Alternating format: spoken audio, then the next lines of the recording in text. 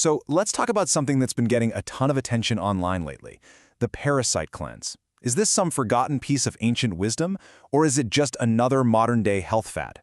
We're going to break down the logic behind this protocol, at least as it's laid out by its biggest proponents. Let's dive right in.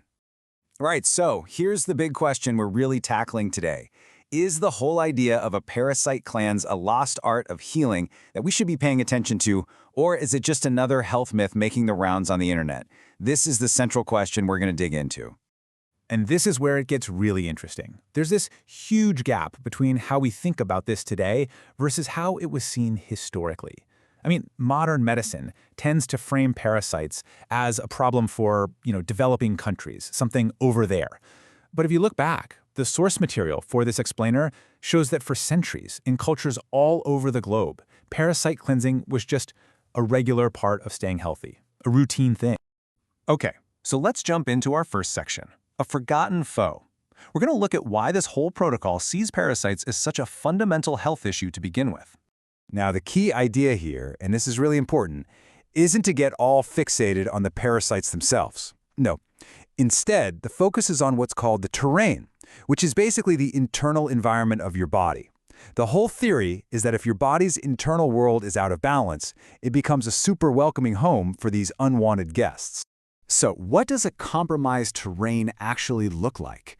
Well, according to this perspective, it's a body that's become too acidic, tissues that are low in oxygen, a system that's constantly inflamed, and, of course, a weak immune system. These are the conditions that supposedly roll out the red carpet for parasites and, frankly, a lot of other health problems to take hold. All right, now let's get into the nitty-gritty. This section introduces the key players in the cleanse, which the source material cleverly calls the 3-herb SWAT team. So check this out. This is the strategy in action. It's not just about attacking the parasites at one stage, it's about disrupting their entire life cycle. You've got cloves, which are said to go after the eggs.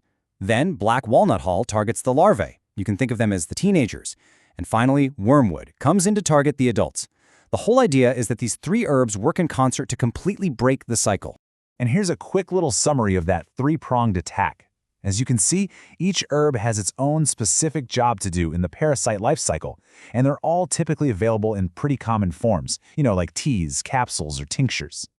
Okay, next up is what the source calls maybe the most crucial safety step in this entire process, the non-negotiable cleanup. And they mean it. This is not something you're supposed to skip. And yeah, the message here could not be clearer. This cleanup phase, it's presented as absolutely 100% essential to doing this whole protocol safely and effectively. It is not optional. So meet the cleanup crew. The idea is, when parasites die off, they can release a lot of junk into your system. That's where activated charcoal comes in. It's said to act like a sponge or a vacuum that soaks all that stuff up to help carry it out of the body. Milk thistle is in there to support your liver, which is working overtime processing everything. And curcumin is there to help calm down any inflammation that might flare up during this process. So, what happens when all this actually starts working?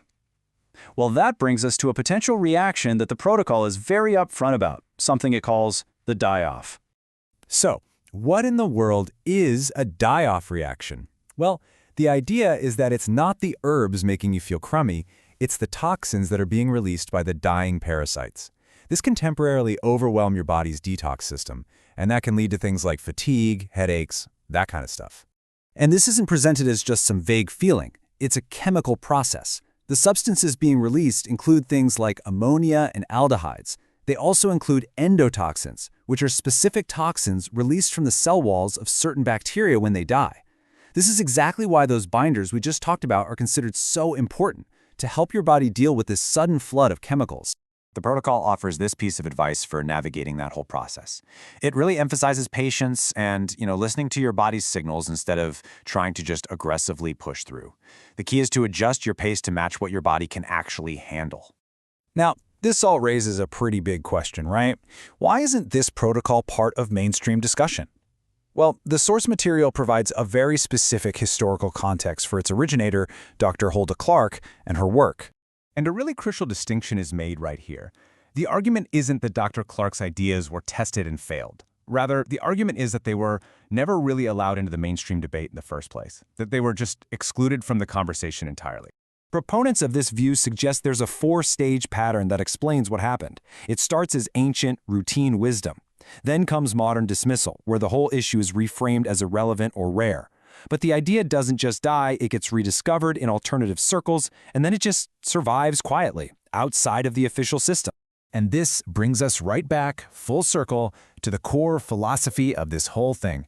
The stated goal isn't to wage a war inside your body. It's about clearing that internal terrain to remove a burden, freeing up your body's own resources to heal itself and do what it was naturally designed to do all along. So, we'll leave you with this question to chew on. Whether you're a believer in the Parasite cleanse or a total skeptic, it does make you wonder, doesn't it? What other traditional health practices have we maybe dismissed that might just be worth a second look? It's a pretty fascinating question to ponder.